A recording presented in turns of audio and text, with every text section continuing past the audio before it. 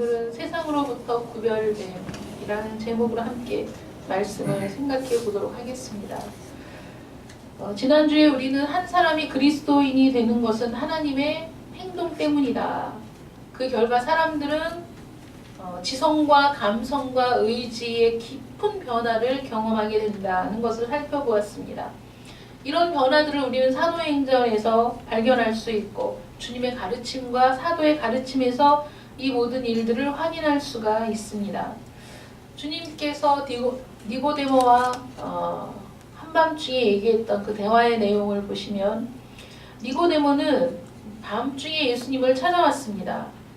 선생이었던 유대 관원인 니고데모는 우리 예수님이 하시는 일들을 유심히 보고 있다가 자기에게는 없는 그 무엇인가가 있음을 발견하게 되었고, 니고데모는 예수님에게 무언가 얻을 것이 있지 않을까 배움을 위해 예수님을 찾아왔던 것이죠. 근데 예수님께서 뭐라고 디모데에게 말씀하시냐면, 진실로 진실로 내게 이르노니 사람이 거듭나지 아니하면 하나님 나라를 볼 수 없느니라, 이렇게 말씀하셨어요. 이 예수님의 대답은 니고데모가 지금까지 살아왔던 그 모든 삶의 기초, 생각의 기초, 또 자신이 믿고 있던 믿음의 기초를 단번에 뒤흔드는 그런 대답이었던 것이죠. 그 순간 그는 요즘 말로 멘붕이 와서 유대 관원이면서 학식을 갖추고 백성들의 선생이었던 자가 주님 앞에 어떻게 묻습니까? 아니 거듭난다니요? 그게 무슨 말입니까? 그러면 내가 어머니의 모태에 다시 들어갔다가 다시 태어나야 된다는 말입니까? 라고 말도 안 되는 소리를 막 하는 거죠. 그는 모든 것에 막 분열이 오기 시작하고 흔들리기 시작하고 주체할 수 없는 충격을 받았습니다. 왜 그렇습니까? 거듭나지 않으면 하나님 나라를 볼 수조차 없다, 이렇게 얘기하는 거죠. 유대인이었던 니고데모는 구원은 당연한 것이고 자신은 죽으면 하나님 나라에 갈 수 있다는 확신을 갖고 살았는데, 야 아니야, 너 거듭나지 않으면 하나님 나라를 볼 수도 없어, 이렇게 얘기하시니까 순간적으로 그냥 멘붕이 온 거예요. 이거 어떻게 해야 되나, 도대체 이 무슨 말인가 이해할 수 없었던 것이죠. 거듭난다라는 이 말은 한 사람을 완전히 새로운 피조물이 되게 하는 아주 깊고도 철저한 변화를 거듭난다라고 표현한 것입니다. 사도 바울은 이렇게 표현하죠.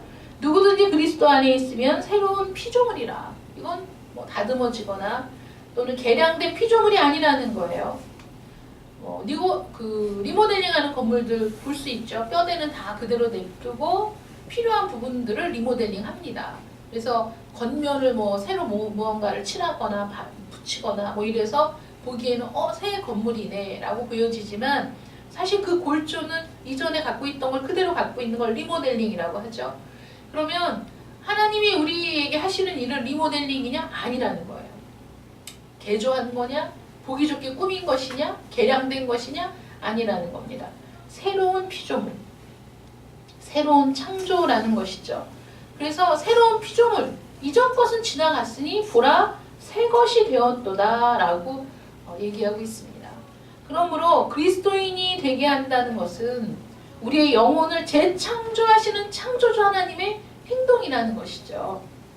사람들을 취하시고 사람들을 불러내셔서 그들로 죄를 깨닫게 하시고 그들을 깨뜨려서 새로운 형상으로, 하나님의 아들의 형상으로 빚으시는 분은 성령이십니다. 그리스도인들은 자신의 영혼에 하나님의 생명을 가진 자들이죠. 그런 책 제목이 있었습니다. 인간의 영혼 속에 있는 하나님의 생명. 이것이 기독교라는 거예요. 그래서 기독교는 종교가 아닙니다. 우리는 종교인이 되어서는 안 돼요. 종교인은 누구나 될 수 있지만 그리스도인은 누구나 되는 게 아닙니다. 인간의 영혼 속에 있는 하나님의 생명, 그것이 기독교라면 인간의 영혼 속에 하나님의 생명이 들어오는 것, 그래서 완전히 새로운 존재가 되는 것, 이게 거듭난다라고 얘기할 수 있다는 것이죠. 이것은 하나님께서 교회에 더하게 하신 최초의 그리스도인들에 관한 사도행전의 기사에 아주 분명하게 나타나 있다는 거죠. 한 사람의 전체적인 관점의 변화는 행동으로 나타날 수밖에 없다는 것을 여러분들에게 보여줌으로써 진정한 기독교가 바로 이것이다 라는 것을 오늘 보여드리겠습니다. 이와 같이 행함이 없는 믿음은 그 자체가 죽은 것이라. 야고보서 2장 17절 말씀이죠. 그러나 참된 믿음은, 행함이 없는 믿음은 그 자체가 죽은 것이지만 참된 믿음은 곧 믿음으로 이어지는 변화는 언제나 겉으로 드러나게 된다는 거예요. 그래서 행함으로 구원받는 것이 아니지만 구원받은 사람은, 참된 믿음이 있는 사람은 반드시 행함으로 그 믿음이 나타날 수밖에 없다는 것이죠. 야고보가 주장하는 것은 바로 그 믿음은 겉으로 드러나야 진짜다 라고 주장한 것이라는 거예요. 행함으로 구원받는 것이 아니라. 자, 그러면 참된 믿음을 어떻게 겉으로 드러나게 될까요? 우리가 지금 시작하고 있는 이 사도행전에서 가장 먼저 주목해야 될 것은 진정한 믿음은 큰 분리, 큰 구별로부터 이루어진다는 겁니다. 진정한 믿음의 사람들은 이 세상에서 분리되어, 구별되어 교회로 옮겨지는 것이죠. 이런 모습은 신약 어디에서나 우리가 볼 수 있는데, 신약의 모든 서신서들은 이 세상 믿지 않는 사람들에게 쓴 것은 하나도 없습니다. 여러분들이 가지고 있는 신약 성경에 있는 모든 서신서들은 교회, 세상에서 구별되어 분리되어 나와서 함께 모임으로 새로운 공동체를 형성한 교회에 쓴 겁니다. 분리된 사람들, 구별된 사람들에게 쓴 것이 신약의 서신서인데, 그들은 어떤 사람들이냐면 교회에 더해진 사람, 사도의 가르침을 받아 서로 교제하며 떡을 떼며 기도하기를 전혀 힘쓰는 그리스도인들에게 편지를 쓴 겁니다. 이들 속에 엄청난 변화가 일어났어요. 이 변화는 그들이 한 곳에서 다른 곳으로 옮겨졌다는 사실을 통해서 겉으로 드러나게 된 거예요. 한 사람이 이 세상으로부터 취해져서 교회로 옮겨집니다. 그러므로 여러분, 교회와 국가 또는 세상과 기독교의 혼합은 진정한 기독교가 아닙니다. 혼합은 진정한 기독교가 아닌 거예요. 지금 이 세상은 점점 혼합으로 가고 있고 일치를 주장하며 너도 나도 우리는 하나라고 가고 있지만 그건 진정한 기독교가 아니라는 겁니다. 교회를 잘못된 길로 인도하고 교회의 모든 일을 방해하는 것이죠. 저렇게 가다 보면 정말 진정한 기독교는 세상으로부터 배척을 받을 수밖에 없습니다. 갈수록 개혁과 영적 부흥이 일어날 때 그런 구별은 확실해지고, 또 흑암이 짙을수록 빛들은 드러날 수밖에 없는 것이기 때문에, 그러면 이 세상은 뭐냐 이거죠. 세상으로부터 구별되었다. 그럼 세상은 도대체 뭐야? 이 세상? 이게 세상입니까? 성경에서 말하는 세상은 언제나 하나님이 없는 마음, 또 하나님이 없는 마음으로 세상을 바라보는 관점, 미래를 바라보는 관점, 인간을 바라보는 관점, 이 모든 것들을 세상이라고 얘기하는 거예요. 우주? 지구와 이 천체를 세상이라고 하느냐? 아닙니다. 이 세상, 물리적인 우주는 아무런 잘못이 없어요. 잘못하지 않았습니다. 하나님이 창조하신 모든 창조물 중에 하나님을 배반한 것은 우리밖에 없어요. 인간밖에. 그러므로 물리적인 우주도 세상이 아니고 동물의 세계도 세상이 아닙니다. 세상은 하나님 없이 자신의 삶을, 자신을 체계화하려는 인간이 세상인 거예요. 세상. 그래서 하나님이 말씀하시는 세상, 하나님이 세상을 이처럼 사랑하사.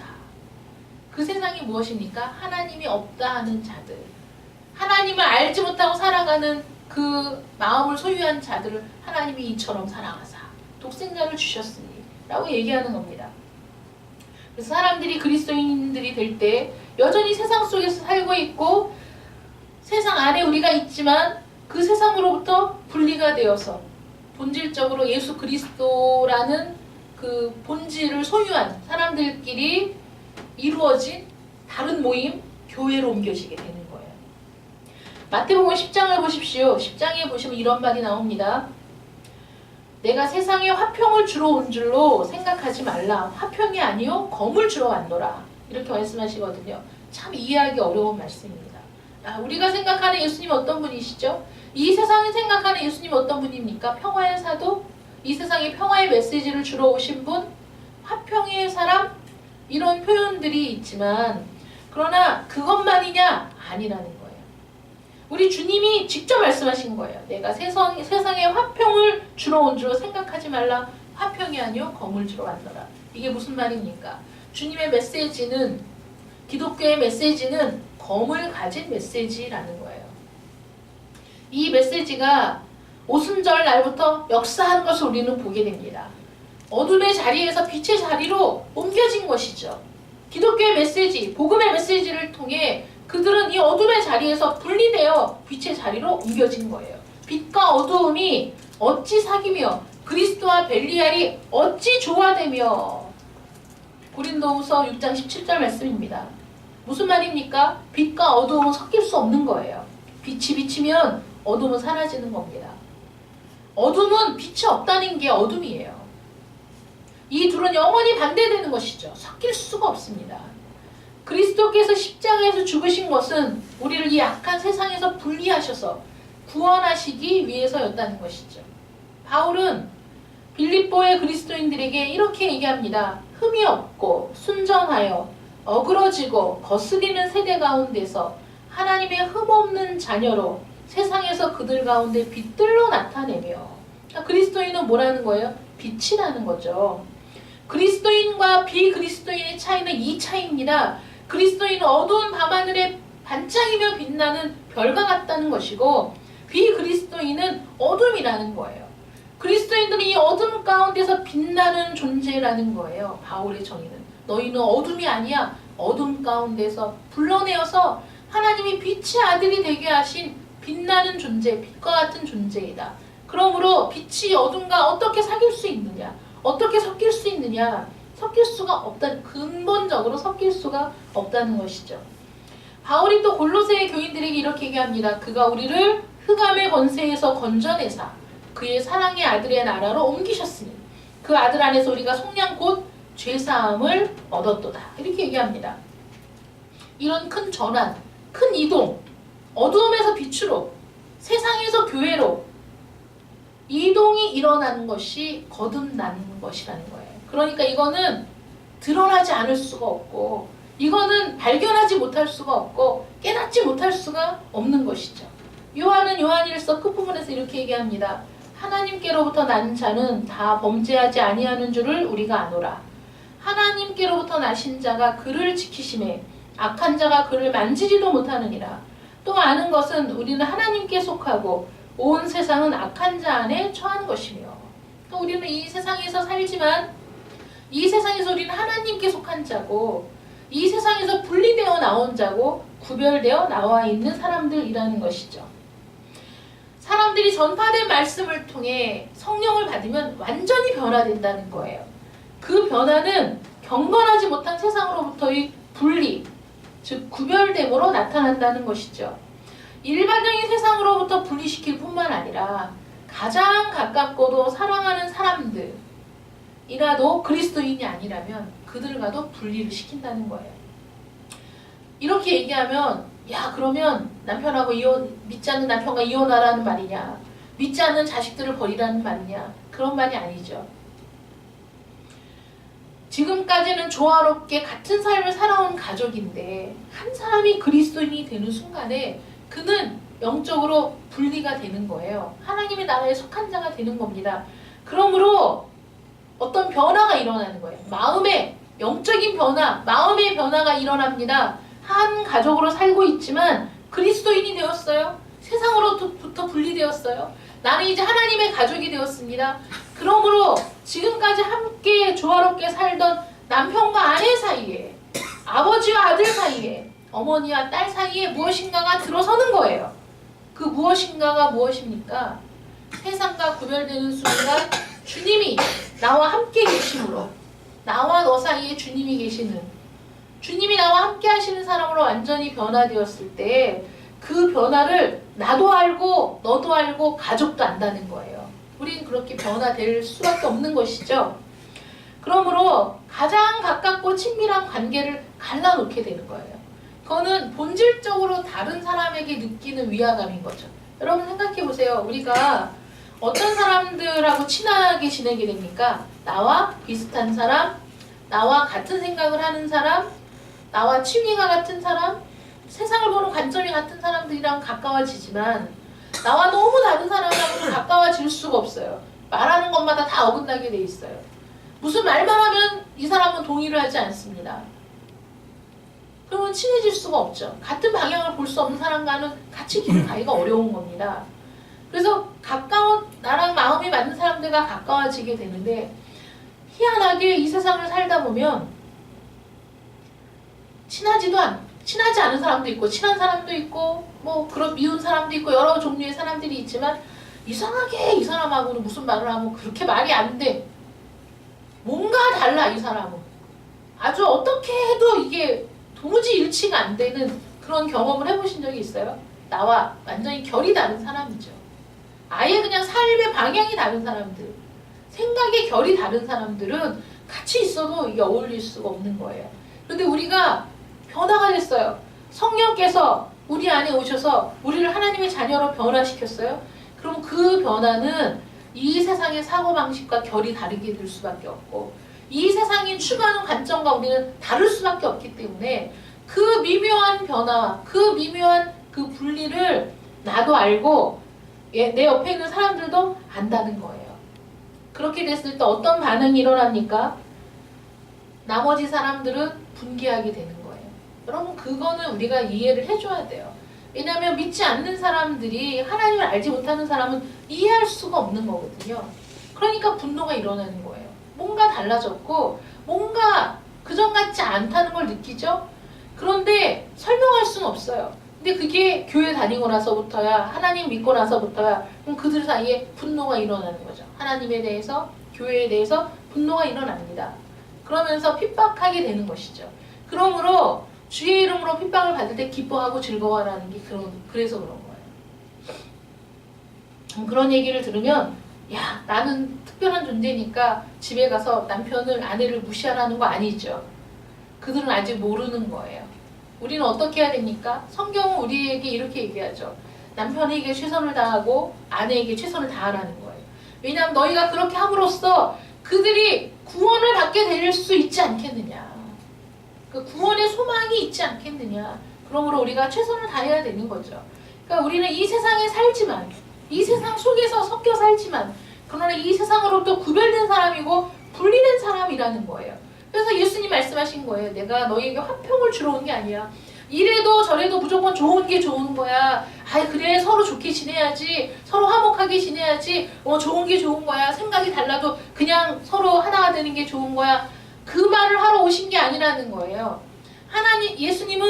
예수님의 메시지는 세상과 우리를 구분하는, 세상과 우리를 분리하는, 세상으로부터 우리를 구별해내는 그런 말씀이기 때문에 그 말씀이 세상에 던져졌을 때 당연히 아버지와 아들이, 어머니와 딸이, 아내와 남편이 분리되는 일들이 일어날 수밖에 없는 거잖아요. 그러니까 그것은 하나님의 메시지는 검이기 때문이라는 거예요. 우리를 부수는 거죠. 우리의 자아를 부수는 거예요. 여러분 집을 지으려면 다 부숴야지 새 집을 지을 수 있어요. 리모델링은 집을 부술 필요가 없습니다. 리모델링은 어떤 거냐면 우리가 교회에 나와서 지난주에 말씀드린 것처럼 도덕적으로 살기만 하면 되지. 지식적으로만 우리가 공부하면 이걸로 나는 충분히 만족해. 아니야 감정적인 것만 있으면 되지. 어떤 한 부분에 치우쳐서 가짜 기독교, 모방품인 기독교의 삶을 살면서 그것이 최고의 삶인 것처럼 착각하게 되는 그런 게 리모델링이라는 거예요.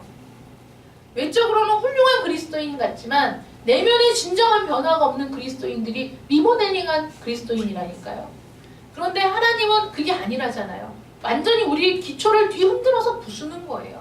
잘못된 기초 위에 있었다는 걸 깨닫게 하시는 것이죠. 그래서 그게 다 부서지고 새로운 건물을 건축해 나가는 거예요. 그래서 우리를 구원하셨고 구원하시는 중이고 완전한 구원에 이르기까지 우리를 붙잡으신다는 게 우리 하나님이 예수님을 통해 우리 안에서 일하시고 성령을 통해 우리를 이끌고 가시는 그 길인 것이죠. 그것이 진정한 기독교라는 거예요. 우리 안에 생명이 있기 때문에 하나님의 생명이 내 영혼에 담겨있기 때문에 그 생명으로 인해 자라가는 것, 그게 우리 그리스도인이 성화되어가는 길이라는 것이죠. 그런데 세상 사람들이 이 세상이 자기만의 세계를 구축하고 자기가 이 세상의 왕인 것처럼 살아가는 사람들이 어떻게 그걸 이해할 수 있냐고요. 이해할 수가 없는 일이라고요. 그러니까 그들이 분개하고 분노하고 핍박하는 것이죠. 그들의 사고로는 우리를 이해할 수가 없기 때문에. 그러면 왜 이런 변화가 일어나야 되느냐? 왜 세상으로부터 분리되어야 되느냐? 왜 이 세상으로부터 구별되어야 되느냐? 왜 그렇습니까? 바로 우리가 본질상 세상에 속한 자들이기 때문이죠. 본질상 진노의 자녀들이기 때문이죠. 본질상 진노의 자녀라는 것은 본질상 세상에 속해 있다는 것이고, 그 세상은 어떤 세상이냐면 하나님이 없는 마음, 하나님을 부정하는 마음, 구태여 하나님과 반대로 나가는 어그러진 세대, 그게 바로 이 세상이라는 거잖아요. 우리는 그 세상에 속해 있었고 우리는 허물과 죄로 죽었던 자들이고, 그렇기 때문에 거기서 벗어나서 우리는 하나님의 나라로 옮겨져야만 한다는 것이죠. 그 자리에 있으면 안 되는 거예요. 거기는 하나님의 진노가 머문 세상이고 하나님의 심판이 작정된 세상이기 때문에 우리는 거기에서부터 나와야 되는 거죠. 그렇기 때문에 그런 변화가 일어나야 되는 거예요. 이 세상은 본질상 인간은 자신이 죄인이라는 것을 깨닫지 못합니다. 자신이 우월하다고 생각하든지 자신이 열등하다고 느끼면서 충돌을 일으키지만, 그러나 세상이 알든 알지 못하든 이 세상은, 모든 인간은 죄인이라는 것은 단순한 사실입니다. 그걸 벗어나서는 생각할 수가 없는 거예요. 그런데 성령께서 말씀을 통해, 말씀이 선포될 때 성령께서 그 말씀을 통해서 우리의 마음을 여시고 세상에 속한 자들의 마음을 여시고 그들을 깨우치시고 우리가 바로 세상에 속해 있는 죄와 허물로 죽었던 하나님의 진노 아래에 있는 죄인이라는 것을 깨닫게 된다는 거예요. 성령을 통해서. 베드로는 여러 말로, 여러 비슷한 말로 확증하며 권하여 가로되 너희가 이 패역한 세대에서 구원을 받으라, 이렇게 얘기하고 있습니다. 그러면 이 패역한 세대에서 어떻게 구원을 받습니까? 예루살렘 사람들이 그 말을 듣고 이해할 수 없었어요. 니고데모가 예수님의 말씀을 듣고 멘붕이어서 그 말을 이해할 수 없었던 것처럼 예루살렘 사람들이 이 패역한 세상에서 구원을 받아 자신을 분리해, 우리가 이 세상에서 분리되어야 돼? 이게 어떻게 가능한 일이야? 어떻게 거듭날 수 있어? 이게 어떻게 가능한 일이야? 마음의 갈등이 일어나죠. 저는 이 세상에 있는데 어떻게 이 세상에서 구원할 수 있습니까? 죽어야 됩니까? 베드로가 우리에게 자신을 분리하라고 요구하는 것은, 너희가 이 세상에서 나와야 돼, 구원받아야 돼 라고 요구하는 것은 성경적 의미에서의 세상이라는 것이죠. 이 분리가 어떻게 이루어집니까? 성령께서 사람들 속에서 역사하실 때, 그래서 사람들이 생각하기 시작할 때 하나님과 반대되는 세상의 마음이라는 것이 우리에게 있다는 것을 알게 될 때, 성령을 받을 때 우리 안에 거룩한 분리가, 거룩한 구별이 이루어지기 시작한다는 거죠. 너희의 허물과 죄로 죽었던 너희를 살리셨도다. 우리가 왜 죽은 겁니까? 영적으로 죽은 거죠. 어떻게 죽었습니까? 세상의 허물과 죄로 죽은 게 아니라 너희의 죄와 허물로 죽었다. 우리는 우리의 죄와 허물로 죽었던 영혼인 거예요. 그러므로 우리의 마음은 거짓된 마음이고, 이 마음은 하나님을 알지 못하고 부인하는 마음이고, 그게 우리의 세상이었던 것이죠. 여기에서 우리가 나와야 된다는 거예요. 그때 너희는 어떤 상태입니까? 허물과 죄로, 너희의 허물과 죄로 죽어있던 상태는 이런 상태입니다. 너희는 그 가운데 행하여 이 세상 풍조를 따르고 공중의 권세 잡은 자를 따랐으니 곧 지금 불순종의 아들들 가운데서 역사하는 영이라. 불순종의 아들 가운데 역사하는 영, 마귀의 지배를 받는 이 세상인 것이죠. 소년이 나이가 들면 이렇게 얘기합니다. 지금까지는 부모님이 주일학교에 가라고 해서 억지로 다녔는데 내가 이제 어른이 되었으니까 난 더 이상은 싫어. 난 이제 교회 안 나갈 거야. 이제부터는 내 스스로 생각하고 행동할 거야. 이렇게 얘기하죠. 그리고 자기는 굉장히 다른 존재인 것처럼, 새로운 생각을 하는 것처럼 생각하고 말하기 시작합니다. 그런데 여러분 아십니까? 그의 아버지도 그의 할아버지도 똑같이 했다는 거예요. 요즘 젊은 애들은 버릇이 없어. 요즘 젊은 애들이 어른을 몰라봐. 여러분 이게 요즘 세대에 일어나는 일입니까? 아닙니다. 소크라테스도 그 얘기를 했어요. 예수님 당시 그 시대에도 사람들은 그렇게 얘기했어요. 요즘 젊은 것들은 버릇이 없어. 역사가 되풀이되는 거예요. 레코드판이 돌고 돌듯이 이 세상의 역사는 돌고 도는 거예요. 지금 세상만 특별한 게 아닙니다. 제가 더 놀란 게 뭔지 아세요? 어떤 분이 그 사진을 쭉 사진전을 열었는데 우리나라 60년대, 70년대 사진이거든요. 오, 놀라웠어요. 지금보다 더 짧아요. 치마가. 와, 세련됐어요. 명동 거리를 사진을 찍었는데요. 지금하고 손색이 없어요, 여러분. 70년대가 촌스러웠을 것이라고 생각하지 마세요. 정말 그 똥꼬가 보이는 그 미니스커트, 더군다나 반바지도 있었더라고요. 완전히 핫팬츠. 거기에다가 부츠에다 신고 다니는 여성들. 야, 우리나라 여자들 이쁘던데요. 몸매도 이쁘더라고요. 70년대 명동거리. 어디? 지금의 문제가, 야, 요즘 애들은 왜 이렇게 옷을 짧게 입어? 요즘 문제가 아니에요. 70년대에도 그랬고 60년대에도 그랬어요. 너무 신기하죠. 난 그런 그 사진들을 이렇게 보면서 야, 이게 지금 이렇게 지금 뭔가 새로운 게 일어나는 것 같고, 지금의 유행은 최신 유행? 여러분, 최신 유행이라는 게 없는 거 아시죠? 돌고 도는 거잖아요. 최신 유행이 없어요. 나팔바지가 유행했을 때가 있는데 어느 순간 또 통이 넓어지기 시작하고 어느 순간 통이 좁아지기 시작하고, 이거는 패션을 만드는 자들의 몫이에요. 그들이 그렇게 주도해 나가는 거예요. 너무나 이상한 건 우리는 그런 줄 알면서도 거길 또 따라가. 왜냐하면 눈에 항상 나팔바지가 보이면 그 나팔바지가 멋있어 보이고 나팔바지 안 입으면 이상하게 보이는 거예요. 그러니까 애들이 유행 따라가잖아요. 그 무슨 지난번에 엄청 추웠던 날 있잖아요. 영하 14도 내려갔던 그날 무슨 운동화가 한정판 운동화가 파는데, 한정판 운동화를 판매하는데 그 운동화를 사려고 젊은 애들이 발발 떨면서 그 저녁에 밖에 줄을 서고 있더라는 거예요. 쟤네들이 왜 저렇게 애들이 몰려서 줄을 서 있을까? 알아보니까 한정판 운동화를 판매해서 그걸 사려고 줄 서 있는 거예요. 운동화를 언제 파는지 알아보니까 그 다음날. 얘네 밤새는 거예요. 거기서 추운데. 영하 14도에 밖에서 뭐 손난로에 뭐에 하고 있지만 얼마나 추워요. 그런데 목숨 걸고 사는 거지, 운동화를. 왜 살까요?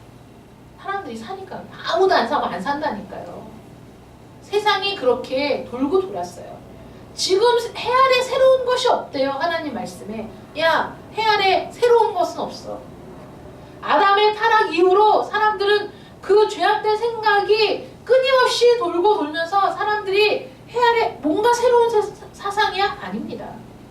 있어 왔던 거예요. 다시 돌아온 겁니다. 또 다시 새로운 유행으로 돌아옵니다. 그러나 그 전에 있었던 거예요. 어떤 영화에서 보면 그 시간이 막 빨리 돌아가면서 옛날부터 있었던 그 상점 그 거리를 그대로 보여주는 거예요. 상점에 옷이 입혀졌다 벗겨졌다 입혀졌다 벗겨졌다, 그래서 뭐 몇십 년대 막 이렇게 돌아가잖아요.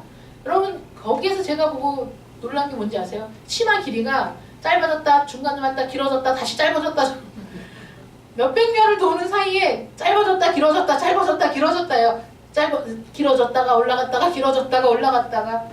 그래서 똑같은 그 거리의 모습. 건물의 색깔은 달라지고 주변 그건 달라지지만 그 옷가게에 걸린 옷들을 보면 그런 거예요. 유행이 돌고 도는 거예요. 왜 유행을 따라합니까? 사람들이 하기 때문이에요. 그 세상이 어떤 세상입니까? 마귀의 지배를 받는 세상이고, 이 공중원세 잡은 자, 불순종의 아들들 가운데 역사하는 자의 지배를 받는 세상이라고 성경은 이야기하고 있습니다. 그것이 세상이에요. 그것이 우리 마음입니다. 그런데 변화가 일어났어요. 마귀가 묻습니다. 하나님이 말씀하셨니? 왜 하나님이 그렇게 말씀하셨지? 하나님은 너를 억누르고 너에게서 인간의 권리를 빼앗기 위해서 그렇게 말씀하신 거야. 네 권리를 주장해봐. 너는 하나님처럼 될 거야. 이것이 세상의 견해인 것이죠.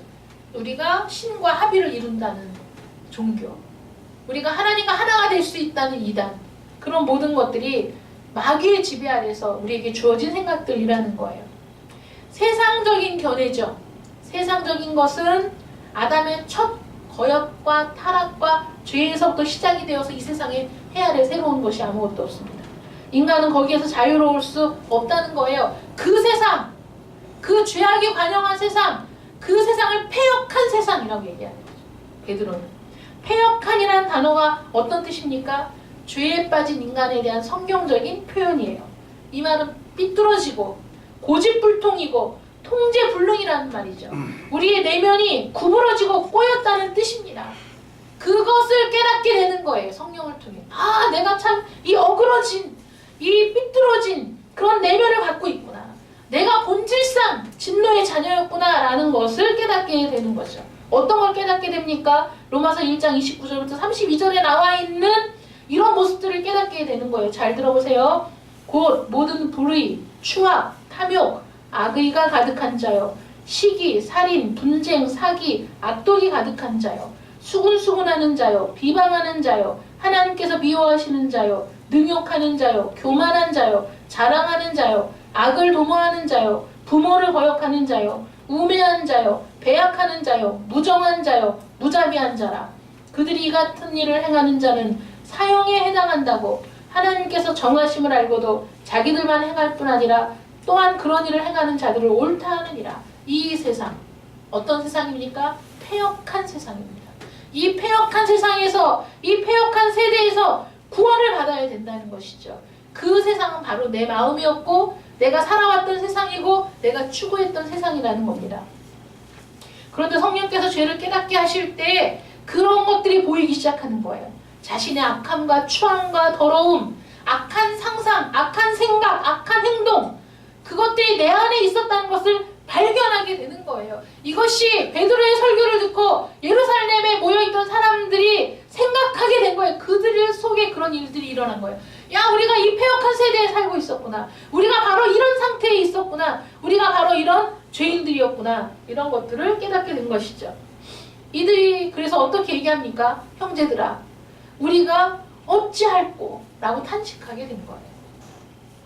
오순절에 예루살렘 사람들에게 사무친 메시지, 그들의 심령을 검과 같이 찌른 메시지가 바로 이것이었다는 것이죠.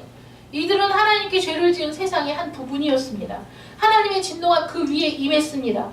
하나님은 우리에게 이 패역한 세대에서 구원받을 것을 경고하고 계신 거죠. 구원받아야 돼. 임박한 진노를 피하라고 경고하시면서 하나님은 서서히 인내의 시간을 주려고 하고 계시는 거죠. 마침내 인류의 최후의 종말이 오게 될 것입니다. 사도행전 2장에서 사람들은 이 경고를 들은 거예요. 베드로는 구원을 받으라고 설교했고 이들은 우리가 어찌할꼬? 라고 탄식하며 물었습니다. 베드로가 이들에게 준 대답이 무엇입니까? 하나님께서 그분의 아들 예수 그리스도를 이 땅에 보내셨다는 것입니다. 새로운 인간, 새로운 인류를 시작하기 위해서였죠. 우리를 리모델링하는 것이 아니라 우리를 새로운 존재로 빚으시기 위해 예수님을 이 땅에 보내셨다는 거예요. 첫 번째 사람 아담은 실패했고 타락했습니다. 우리는 그 열매를 먹으며 살고 있어요. 그러나 두 번째 사람, 당신의 아들, 마지막 아담, 예수 그리스도를 보내셨습니다. 그래서 우리가 용서받을 수 있는 길이 열렸어요. 우리는 구원받을 수 있습니다. 우리는 이 세상에 속해 살면서 이 세상에서 분리되어 이 세상에서 구별되어 하나님의 나라에서 새로운 본성, 새로운 생명을 얻고 새롭게 출발할 수 있게 되었다는 겁니다. 아멘. 우리는 하나님의 자녀가 되어서 영광스러운 그 나중을 영원한 영광을 우리가 고대할 수 있게 되었다는 것이죠. 이것이 기독교의 메시지입니다. 우리 모두에게 요구되는 것은 무엇입니까? 하나님의 말씀은 검이 되어 우리의 마음을 찌르고 있습니다. 그 말씀을 들을 때 우리는 하나님의 말씀을 붙잡아야 되고 하나님의 말씀을 아멘으로 받아야 되고 그 말씀을 내가 무슨 일이 있어도 십자가를 지고 어디든지 그분이 인도하시는 대로 따라가는 것이 우리가 해야 될 일인 거예요. 하나님의 메시지는 그냥 보기 좋은, 듣기 좋은 말랑말랑한 솜사탕 같은 그런 메시지가 아닌 겁니다. 우리가 이 세상으로부터 분리되어 나오는 데에는 고통이 수반되는 거예요. 이 세상에서부터 우리가 분리되어 나올 때 우리는 말할 수 없는 저항에 부딪혀야 되는 겁니다.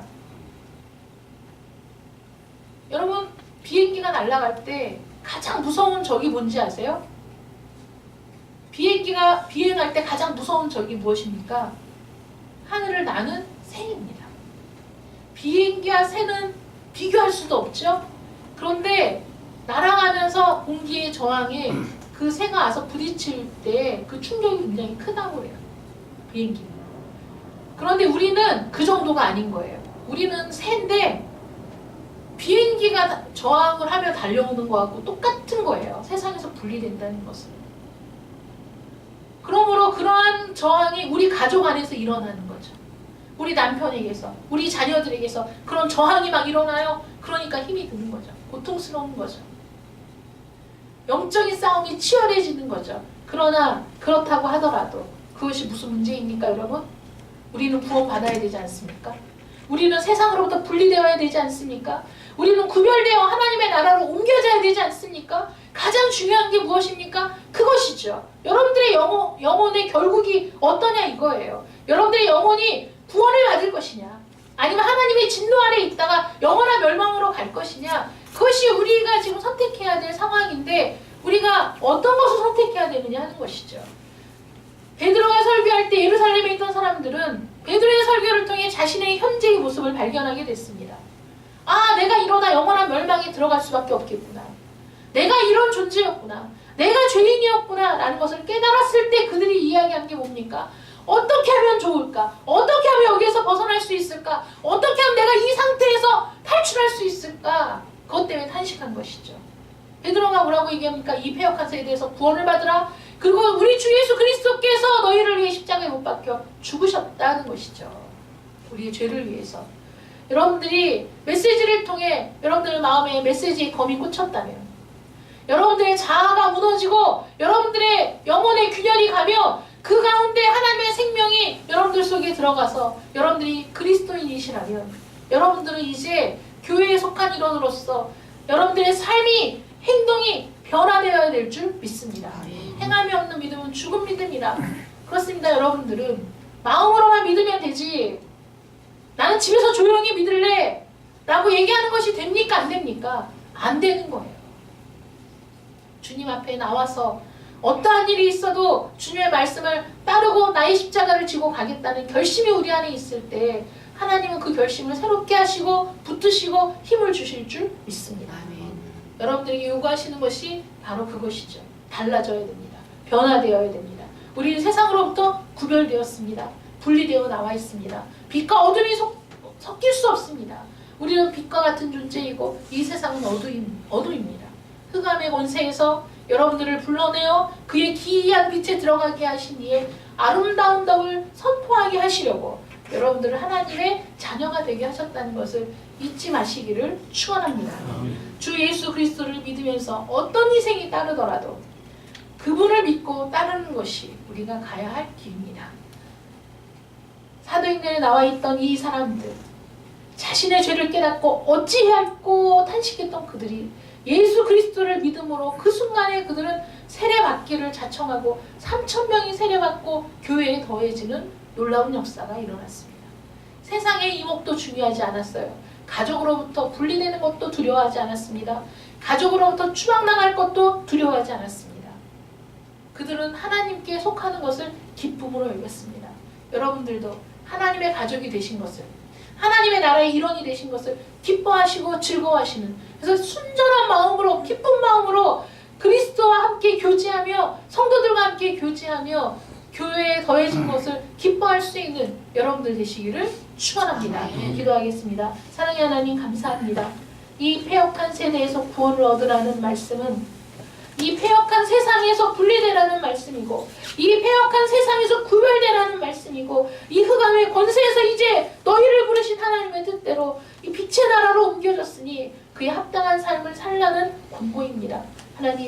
하나님께서 우리에게 말씀하실 때 그 말씀은 살아있는 검과 같아서 우리의 심령을, 우리의 골수를, 우리의 모든 마음을 꿰뚫고 우리를 흔들어 무너뜨리게 하며 우리의 기초를 새롭게 하고 우리를 새로운 존재로 거듭나게 하는 능력의 말씀인 줄 믿습니다. 말씀이 선포될 때 그 말씀을 통해 우리 안에 하나님의 생명이 충만해지며 하나님의 말씀이 우리를 온전케 하는 능력을 맛볼 수 있도록 하나님 도와주시옵시고, 이제 우리는 구별된 자들입니다. 우리는 구별되어 교회에 더해진 자들임을 잊지 않도록 도와주시고, 이제는 그 모든 것들이 드러나고 보여짐으로 말미암아 우리가 세상에서 핍박을 당할지라도 믿음으로 주님을 굳게 믿고 따르는 참된 성도들이 되게 하여 주시옵소서. 예수님의 이름으로 기도드립니다. 아멘.